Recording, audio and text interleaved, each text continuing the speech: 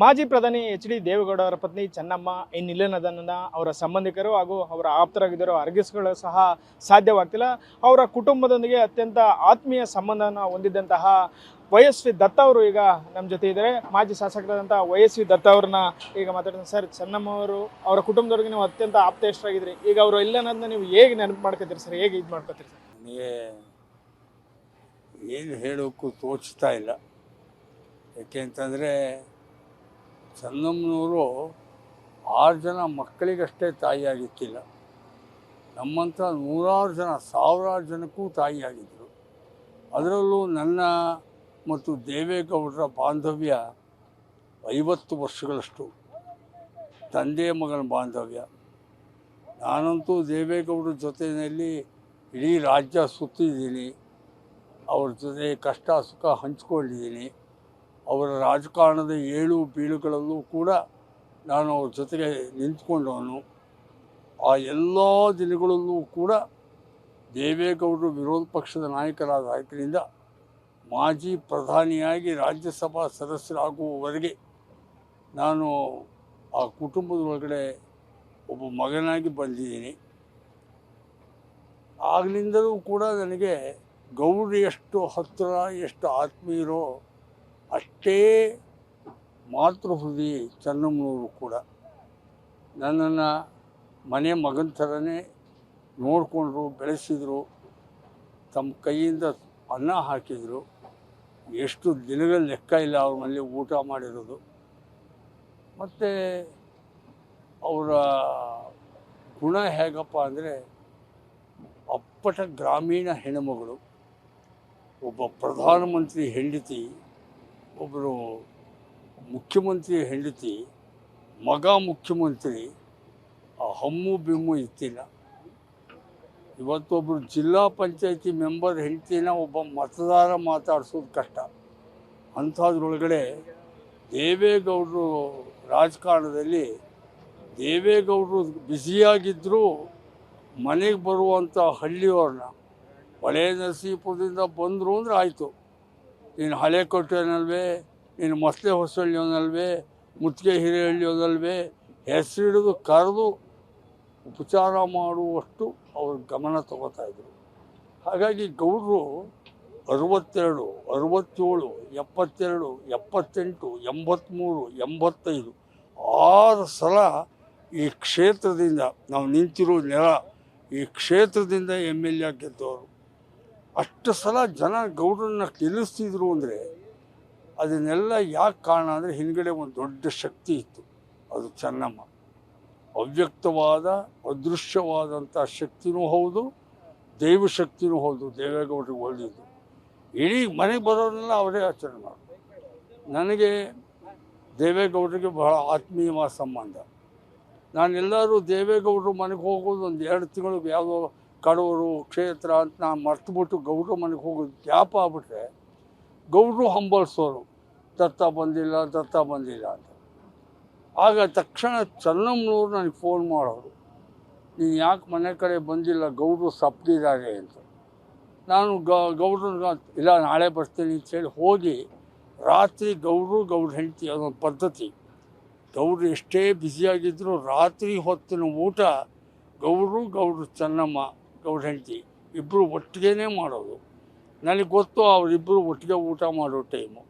ನಾನು ಬಂದು ಕೂತ್ಕೊಂಡು ಗೌಡ್ರು ಇಬ್ಬರು ಗಂಡ ಹೆಂಡತಿ ಊಟ ಮಾಡ್ತಿರ್ಬೇಕಾದ್ರೆ ನಾನೇನೋ ಮಾತಾಡ್ಕೊಂಡು ನಾವೆಲ್ಲ ಕೂತ್ಕೊಂಡು ಗೌಡ್ರು ಖುಷಿಯಾಗಿ ನನ್ನ ಜೊತೆ ಮಾತಾಡ್ತಾ ಇದ್ದರೆ ಚೆನ್ನಮ್ಮನವ್ರು ಹೇಳೋರು, ನೋಡು ಈ ಬಂದೆ ಗೌಡ್ರು ನಗ್ತಾ ಇದ್ದಾರೆ.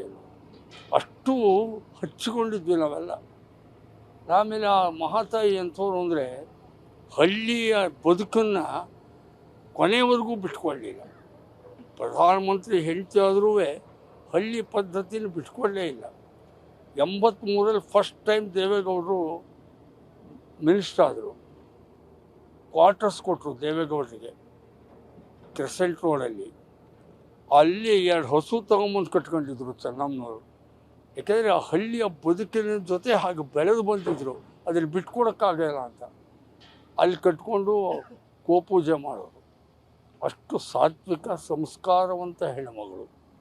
ಕೊನೆಯವರೆಗೂ ಅವರು ಉಡುಗೆ ತೊಡುಗೆ ಬೆಳ್ಳಿ ಬಂಗಾರ ಹಂಬಲವೂ ಇಲ್ಲ, ವ್ಯಾಮೋಹನೂ ಇಲ್ಲ. ಎಲ್ಲರಂತೆ ಪಕ್ಕ ಹೆಣ್ಮಗಳು, ಹಳ್ಳಿ ಹೆಣ್ಮಗಳು ಹೇಗಿರ್ತಾರೋ ಹಾಗೆ. ಒಂದು ಸಲ ಗೌಡ್ರೆ ಯಾವಾಗಲೂ ಈಗ 40 ವರ್ಷದ ಕೆಳಗೆ ಒಂದು ಮಾತು ಹೇಳಿದರು, ನನ್ನ ಹೆಂಡತಿಗೆ ಲಿಪ್ಸ್ಟಿಕ್ಕು ಗೊತ್ತಿಲ್ಲ, ಸ್ನೋ ಪೌಡ್ರು ಗೊತ್ತಿಲ್ಲ ಅಂತ.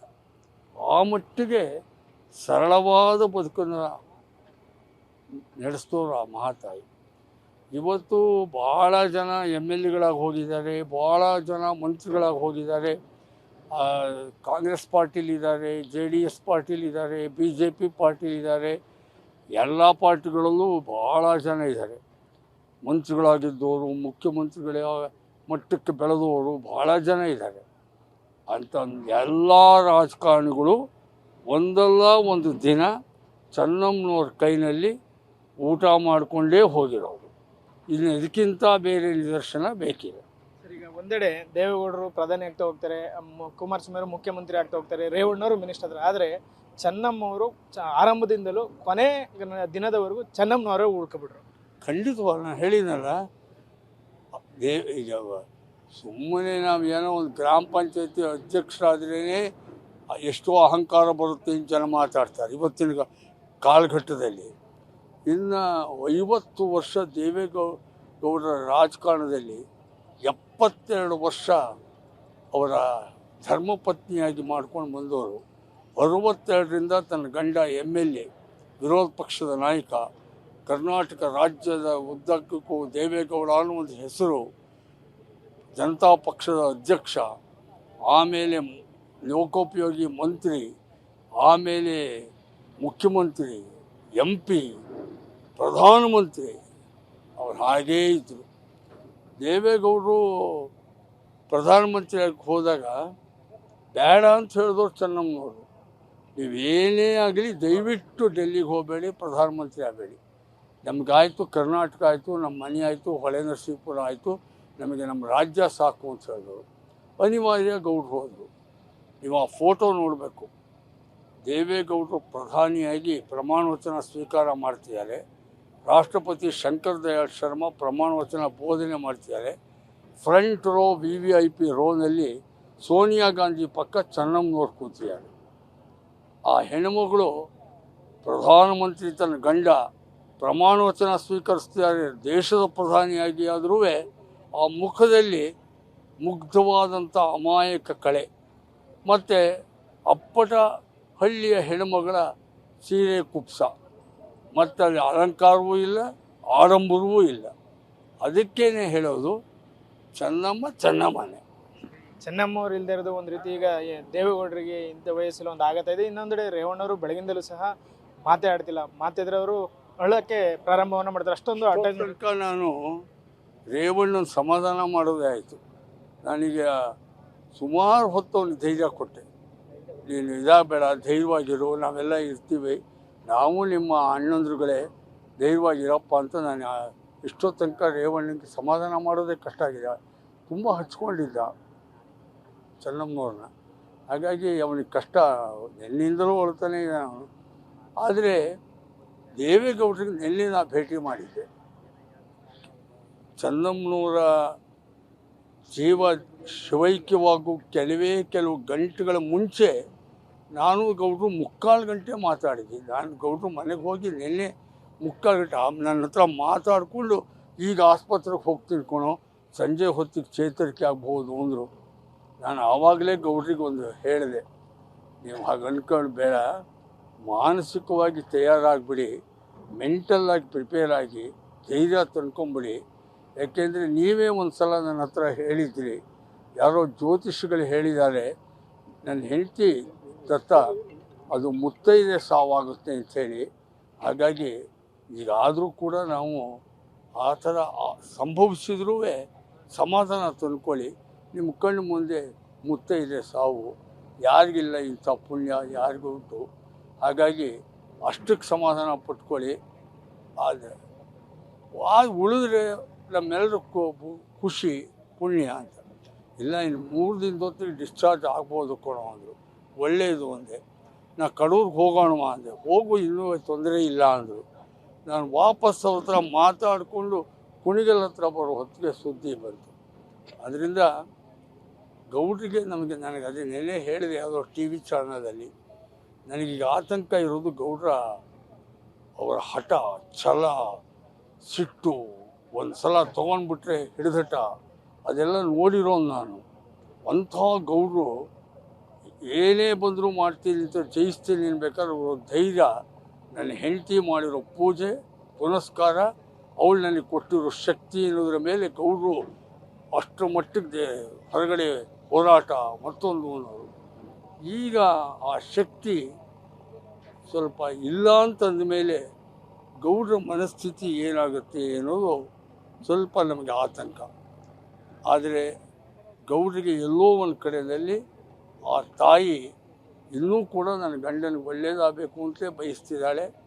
ಮುತ್ತೈದೆಯಾಗಿ ಧರ್ಮಪತ್ನಿಯಾಗಿದ್ದು ಜೊತೆಗೇ ಅವಳು ಧರ್ಮ ದೇವತೆಯಾಗಿ ಬಹುಶಃ ಗೌಡ್ರಿಗೆ ಆಕೆಯ ಎಲ್ಲ ರೀತಿಯ ಶುಭ ಹಾರೈಕೆಗಳಿರ್ತವೆ.